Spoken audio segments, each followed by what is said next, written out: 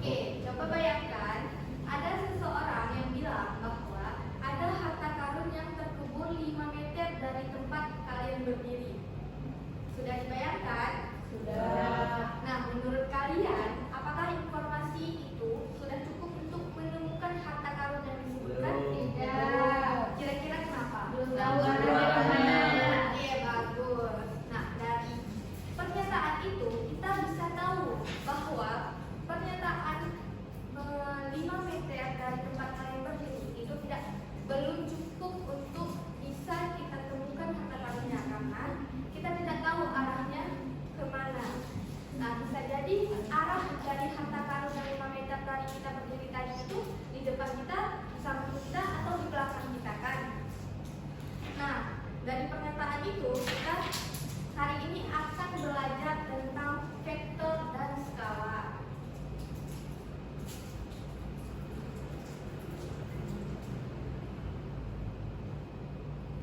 Tanggal berapa hari ini anak-anak? 19. Bulan? Bulan 5. Tahun? Bulan 5. Apakah di bulan 6? Tahun 2026, Bu. Apakah di bulan 6?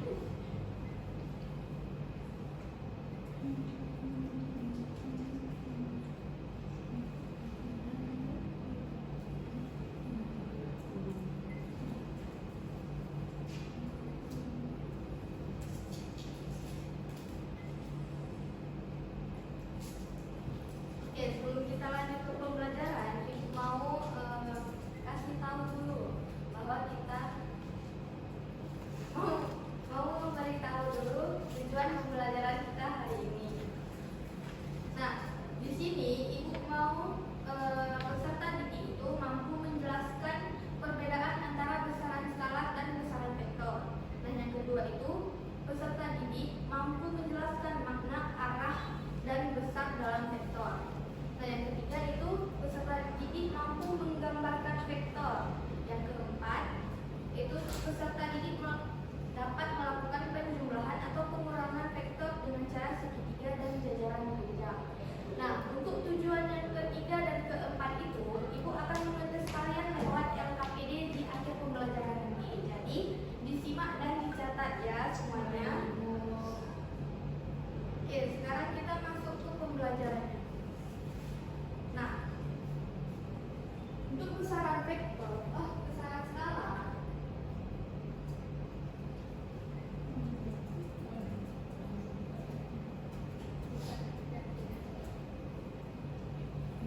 itu adalah besaran yang cukup dinyatakan dengan nilai saja. Dia tidak membutuhkan arah.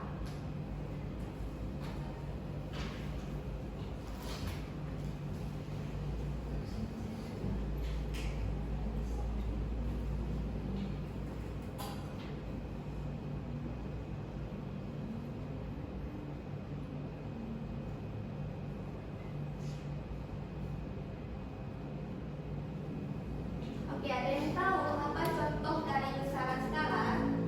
Waktu, suhu, volume, pelayanan, Dan energi. Oke, benar ya.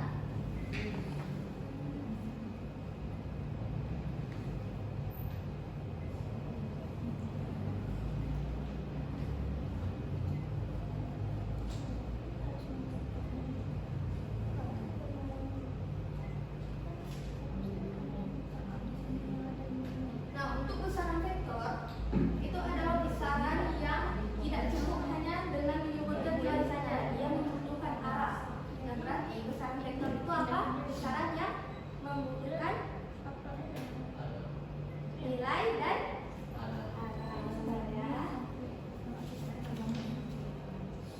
Dia bahkan di suatu bacaan baca apa bedanya? Dia ada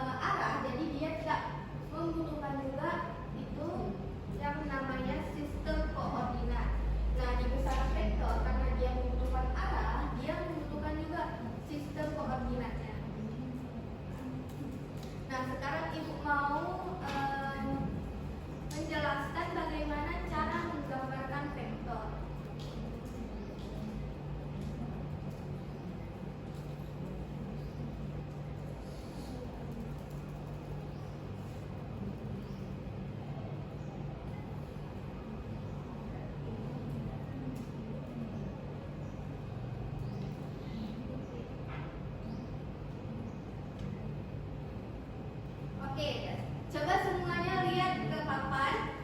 Nah, coba lihat gambar yang ibu gambar ini. Kira-kira titik pangkal vektor itu ada di mana? Di titik benda awal sebenarnya. Di sini? Ya. Oke, benar ya. Ini ibu misalkan dengan P ya. Nah, untuk ujung vektor ada di bagian mana? Yang ada pada mana? Di sini. Ya. Oke, benar juga ya. Bagus. Oke. Nah, untuk titik P ini adalah pangkal vektor.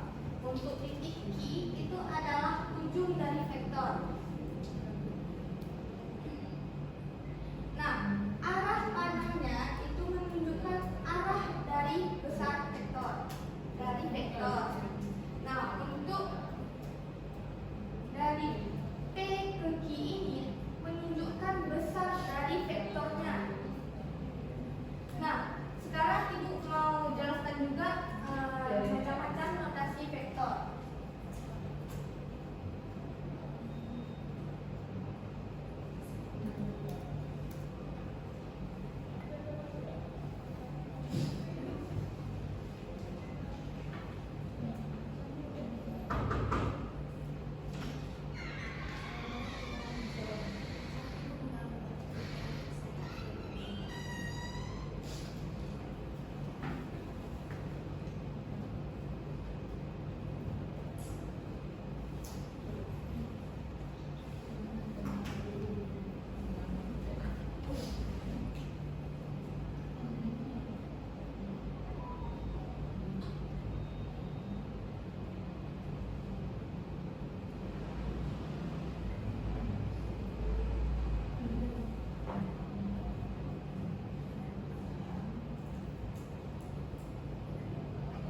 Oke, anak-anak perhatikan semua ya.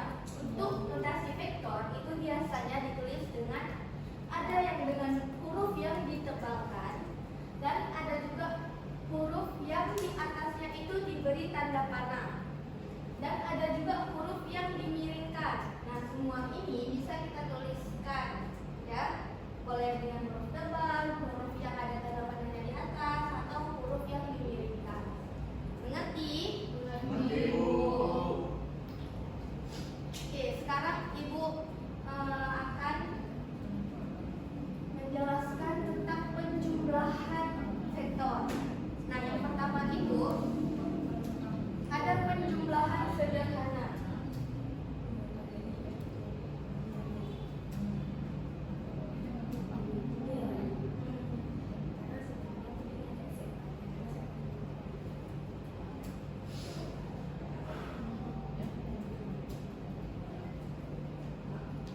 Nah, penjumlahan sederhana ini khusus untuk vektor yang searah saja. Nah, misalkan ada vektor A yang menuju ke sana, vektor B juga menuju ke arah sana.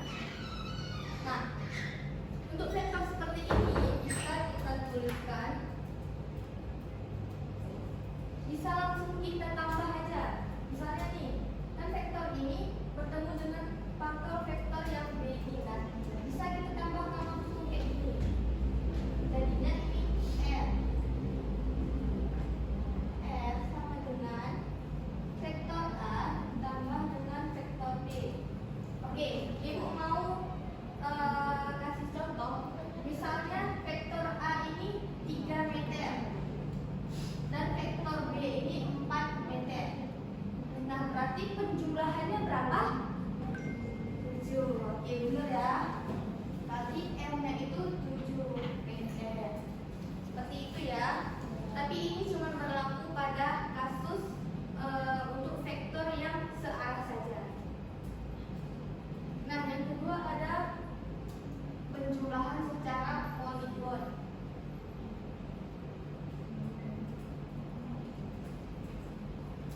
Untuk penjumlahan poligon itu ujung bertemu dengan pangkal.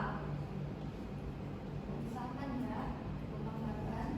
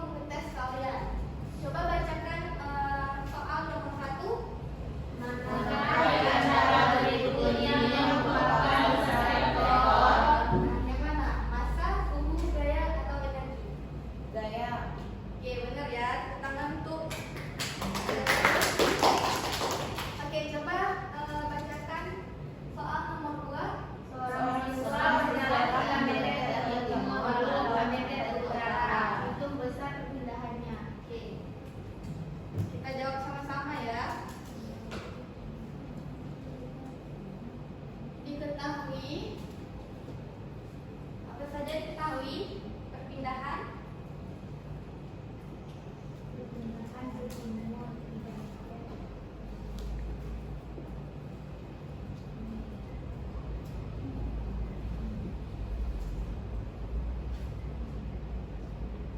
Mana lagi? Ke utara pantai.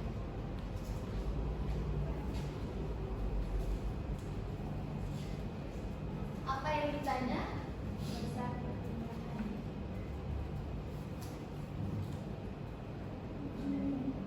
Oke.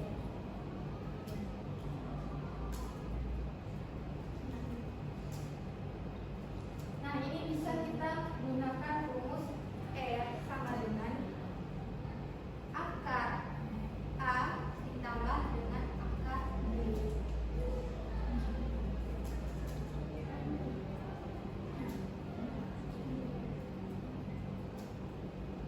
Kita bisa cari dengan rumus ini ya, anak-anak. Ya,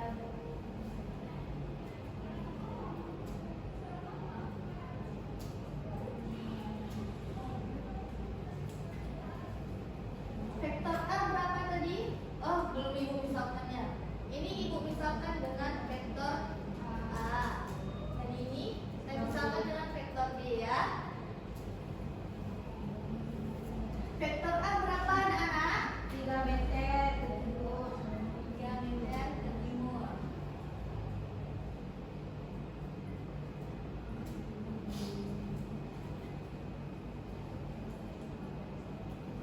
Vektor B berapa? 4 meter. Oke. Nah, 3 dipangkat 2 berapa? 9. 4 dipangkat 2. 16. Pinter kalian ya. 9 ditambah 16 25.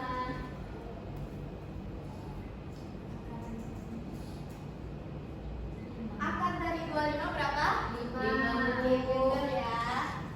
Berarti perpindahannya itu ada di 5 meter. Oke, benar.